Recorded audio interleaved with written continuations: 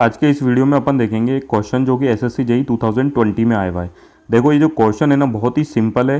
तो ये जो क्वेश्चन है वो बेस्ड है सेपरेटली एक्साइटेड डीसी जनरेटर में। मैं इन सारी चीज़ों को रीड करूं उससे पहले मैं आपको सेपरेटली एक्साइटेड डीसी जनरेटर के बारे में बताता हूं ताकि क्वेश्चन ही खत्म हो जाए बिल्कुल ही। देखो सेपरेटली एक्साइटेड डीसी जनरेटर मैंने यहाँ पे लिख रखा है कि क्या होता है, आप इसको रीड कर लेना।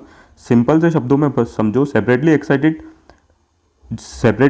डीसी जनरेटर वो डीसी जनरेटर है जिसकी फील्ड वाइंडिंग को कोई एक्सटर्नल सोर्स से सप्लाई दी जाती है। जो भी ये डीसी सप्लाई दी जा रही है फील्ड वाइंडिंग को, वो एक्सटर्नल सोर्स से दी जा रही है। अब आप फटाफट से समझो, अगर फील्ड वाइंडिंग में जो करंट जाता है उसको अपन आई एफ से डिनोट करते हैं, फील्ड वाइंडिंग करंट, और इसका जो रेजिस्टेंस होता है उसको आर एस एच से डिनोट करते हैं, रेजिस्टेंस ऑफ फील्ड वाइंडिंग।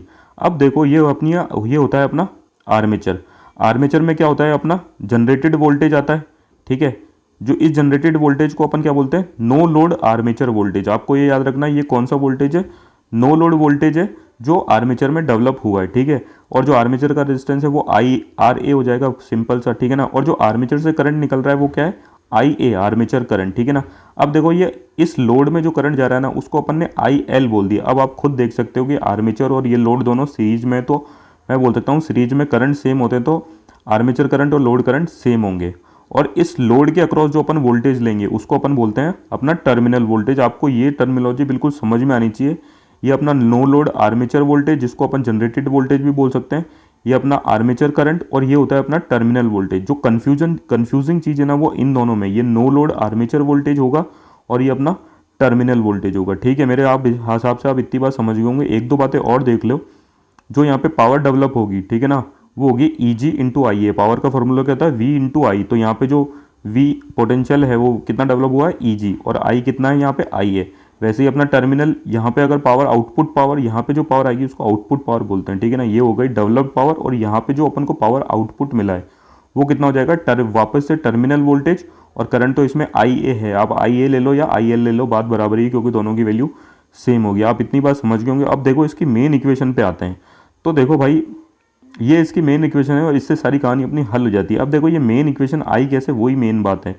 देखो यहाँ का जो टर्मिनल वोल्टेज है वो कितना होगा भाई, सीधी सी बात है, ये टर्मिनल वोल्टेज इक्वल्स टू कितना होगा, ये जनरेटेड वोल्टेज होगा इक्वल्स टू, ठीक है ना, जनरेटेड वोल्टेज होगा।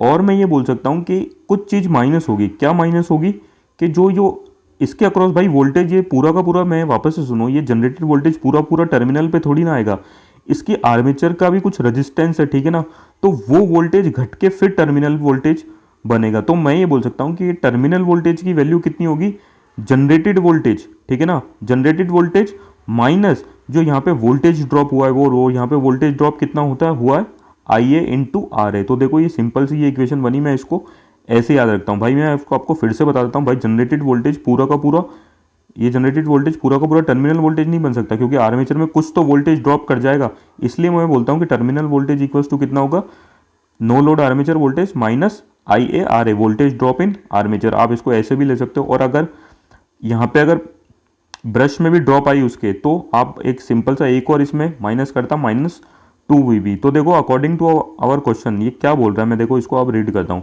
यहाँ तक पता था। अब देखो no load voltage of 127 volt, इसने जो अपना नो लोड वोल्टेज दिया है, जो जनरेटेड वोल्टेज है वो कितना है, 127 वोल्ट का है। और ये आर्मेचर रेजिस्टेंस डायरेक्ट दे देगा, इसमें पहचानने की जरूरत नहीं है। शंट फील्ड रेजिस्टेंस अपने काम में आने वाला नहीं है, क्योंकि अभी अपन ने देख लिया। फाइंड द आर्मेचर करंट, तो अपन को फाइंड करना है when the generator terminal voltage, जो जनरेटर टर्मिनल वोल्टेज है VT वो कितना है, 120। तो देखो ये सारी चीज़ें मैंने यहाँ पे लिख भी दी। नो लोड वोल्टेज बोला था इसने, उसका मतलब अपन समझते हैं EG, ठीक है ना। जनरेटेड वोल्टेज वो 127 वोल्ट बोल रहा था।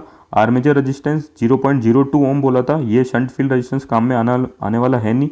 और जनरेटर टर्मिनल वोल्टेज कितना बोला था, 120 वोल्ट। तो देखो सिंपल सा इनको अपनी इक्वेशन में रखो और ये सिंपल सी कैलकुलेशन है वो सॉल्व करो और आंसर निकालो। और आंसर कितना जाएगा, 350 एम्पियर। Thank you.